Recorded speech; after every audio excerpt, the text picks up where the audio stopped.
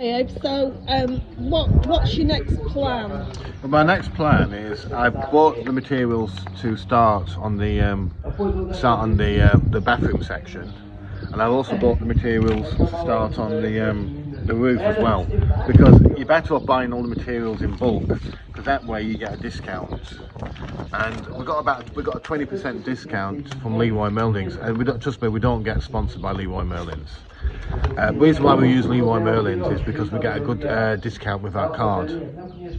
And if you buy bulk, because we use them a lot for the last few years, they seem to be very, very good with us. Now, on the metal, the metal rebars for 12mm normally sell around €20, 75 cents. I managed to get the metal down to €19.79, €19.79, and I got an added discount on it, which reduced it down to €19.40, which is super cheap. So it's cost me $1,187 in metal, and that should do the ring beams and the columns and the groundwork for the work I have to do on the bathroom, and also on the second building, which is important to put a ring beam around the second building. We got the tijolas. I bought the pallet of tijolas, and I got 1,110 tijolas, and I got them at standard 30 by 20 by 11, but I got the very good tijolas, the ones that's more resistant, not the cardboard like ones, because there's two different types. You're better off spending a couple of extra cents on something better, what doesn't crumble in the moisture. And there should be 57 cents each, but I've got them down to 47 cents each, which is a 10-cent job, which is a good job in price. So I paid €625 in total for that one. I then bought the cement. Now cement's gone down in price. Cement went up to €5.20 a bag at one point, and I bought the Portland cement, which I prefer that one, and I got it for $4.54, but with 20% discount taken off it as well. So that's €4.54 per unit plus 20% off. But I did spend €300 on the cement. That's what happens if you buy a full pallet. Secondly, I spent on the roofing tiles. Now, what I'm going to do with the roofing tiles, I'm going to keep the original roofing tiles. I don't know what the true name of it is for the type of roofing tiles, but I bought new ones which are more resistant to moisture, and what I'm going to do is I'm going to put the new ones at the bottom, clean the top ones and put the top ones back on. That way you've got a waterproof area, so they'll look like original tiles, but the ones at the bottom which carry the rain will stop the penetration going through the building. Did you buy the liner? I bought the liner, but I bought the liner before the prices went up. The liner's at the house. I bought a liner, but because we put an insulation, putting on insulation on the top, I might not need to use the tar, because the insulation will go on top of the wood, which will add as an insulation itself. So it's pointless putting the towel on it. And when you're going to have an insulation, I'm going to glue the insulation to the existing wood itself, which will be a lot better. Then I put the liner on top of the insulation. Now, because of the quantity, which is a lot of quantity, it's going to take 2 Arctic lorries to deliver it, because it is a very large delivery. And I spent all in all 3,500. It went down to 3,485, including delivery. So I think that's pretty good going, really. It's probably safe. I've probably saved around €400 buying in bulk.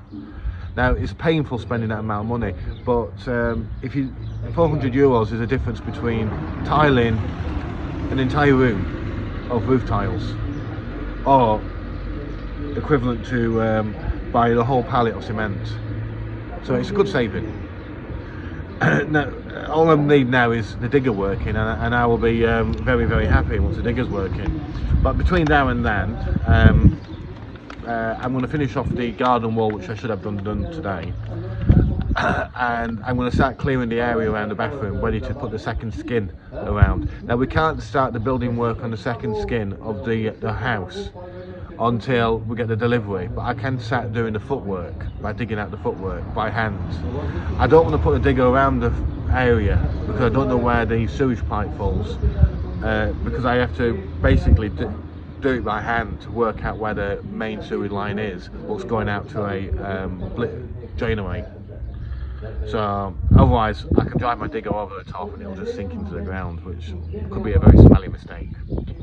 Now these peas and munch 2 and chickpeas down here are needing a frame, so I'm going to go down to the bottom of the farm and actually cut some olive wood poles. Hopefully that'll do the trick. Abe can string them together, can't you, Abes? Yeah. But you're doing the wall. So one of our subscribers, Louis, was asking how you do the dry stone walling and what mix do you actually use. Well, hang on, grab the microphone off me, baby. Well, the mix I actually use, you can use 2 different types of mix. For the first mix I use, which is for the foundation level, which I dig down between 5 to 7 inches down, which is quite deep. The reason why I dig down so deep is because snails bury themselves about 5 inches down, so I try to go a little bit lower than the snails would go. And the mix I would use for the footings and foundations, I would use a 4 sand, 1 cement, and I use a bucket and 1 stone. Mix it in the machine, and then I would make sure I've got some broken debris rocks and all that lot inside, and just do a very wet mix and pour it in. And that's the footings on it. I don't add no steel to it or nothing like that. You don't need to use steel for this kind of a wall. Then when I'm building the wall up, I just put the stones, the big stones, into the trench which I built, so it's submersed down, so it basically bonds all the stones and everything together. So I put the bigger stones on the outside and I leave the small stones on the inside. Now as I build up the builder, as I build it up, I would use probably a slightly stronger mix, which would be a 3 sand, 1 cement, and I would still add 1 stone because it helps bond it all together.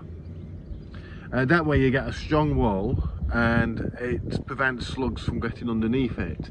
Now once I've built the wall up and the plants have grown out, we'll then fill the raised beds up, but we'll put a membrane down. Yeah, we've had an issue with the digger, as probably nearly everybody knows, that the digger's not actually in use at all. Yeah, so it's all by hand. So we're having to do it all by hand until we can get the digger working. This is supposed to be a raised bed area, but unfortunately, because the guy that came to mend the tractor, he broke his ribs. So what I've done is I've left a gap down the middle between the trees, and we can drive the tractor up and just put the soil in. Then by hand you just have to spread it all out. But the trick is, if you use a cement mix inside the stonework, what you get is you get a thinner wall. You get a stronger and a thinner wall, and it also helps prevent moisture loss as well. Because if you have a raised bed and you do it with metal work, the ground can dry out quite fast. Now I've done a wide raised bed, a wide one. Again, it's all about reduction of moisture, so you don't lose so much moisture in the soil as well. And this is working. This will work really fine. All I'm doing now is just finishing off the level.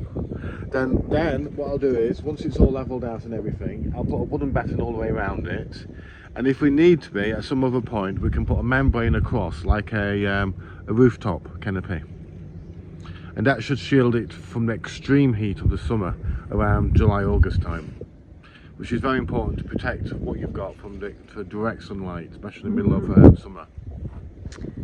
Look at this, absolutely gorgeous. This is my Hottentot flower. If I can give it in relation to my hand, I know it's a poorly hand, but aren't they ginormous? They're absolutely gorgeous.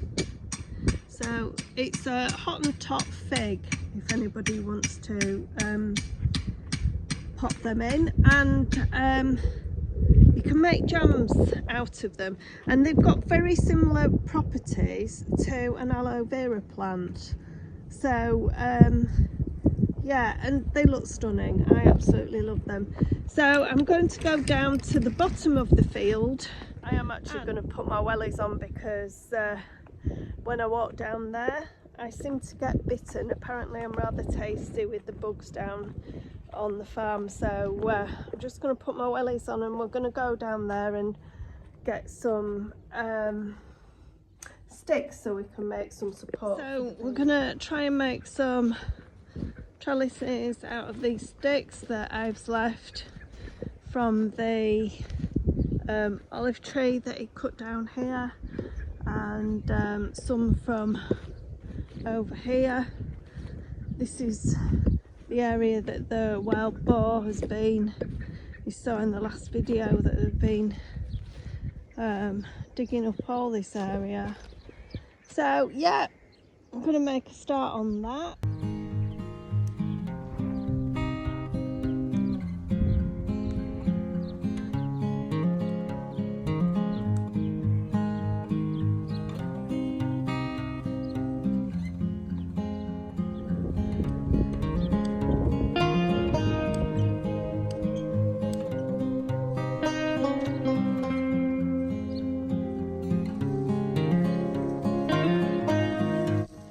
So I have got these ones so far. I am partially disabled at the moment, so I'm going to take these up to the polytunnel and see if I can make a trellis thing with them. Well, now it's time for a paid bit, so oh, Bella's wanting up. Come on. Oh, Bella's wanting to share this info with you. This is a paid ad. So Gustav got in touch with me to promote his business. It's called Instant Relocation Portugal, and if you're wanting to come to Portugal, this company can assist you with all aspects of relocating, from finding rental accommodation to opening an IF number. He can also help you with bank accounts. When me and Abe came here, it wasn't difficult to get your residency because we were still in Brexit. So we didn't have to do the visa. We just went into the town hall. We already had got our NIF number and our bank account, and we just went into the town hall with our documentation, and also it was a bank statement stating that we actually had enough money to actually support us, you know, ourselves. So after 20 minutes we actually got residency. It's not like that now, so you have to unfortunately apply, I think it's for a D7 visa. So this is something that this company can help you with. Listed in the link below, Instant Living 15, so you will actually get 15% off their products if you use them through that link. So it's just something that not everybody has time to sort these things out. And I know when me and Abe's, if we go to a bank in Lule or a bank in Amassau de Pera, we can just be waiting 45 minutes to an hour just to be seen, and that's without having to do the paperwork, which I know previously takes an hour anyway. So if you feel like you don't really want the time to be having to deal with that kind of thing, I remember as well when we went and got our NIF number, we queued well over an hour as well. Some people do actually take an interpreter with them anyway, so that would cost you money. I'm not sure how much a interpreter is, but yeah, it's something that if you think it would help you out, it might be worth having a word with Gustav. I'm washing because the stones are dirty and muddy, and also because I'm burying it in a top course of cement, I don't want the cement to dry too fast and bond too quick to the stones, otherwise it'll just come loose. So adding a bit of water to it helps the bonding process, a bridging process.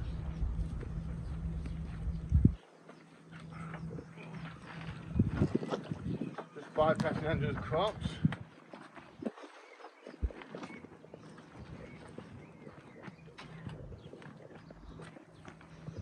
Are you going to get your boarding? I'm not using this right now, but I'll be using this on this little bit here because I've already used it to scour off this wall already. All I'm doing on this bit here is I'm just putting a little capping stone so it makes it a little bit more nicer, which will be put into the stone trap.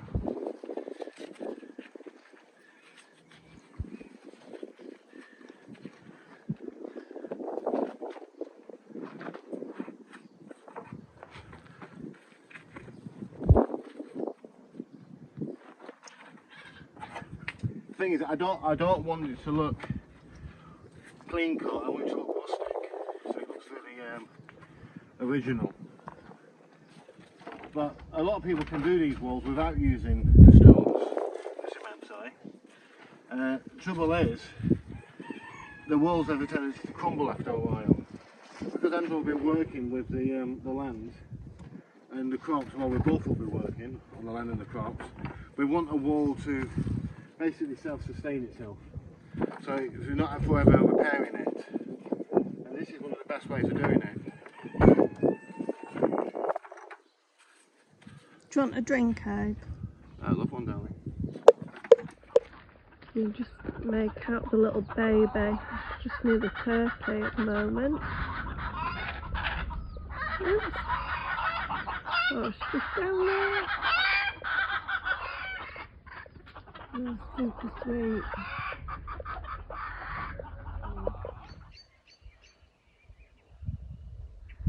So I went to turn the hose on, watered the beans, and there was no sunset.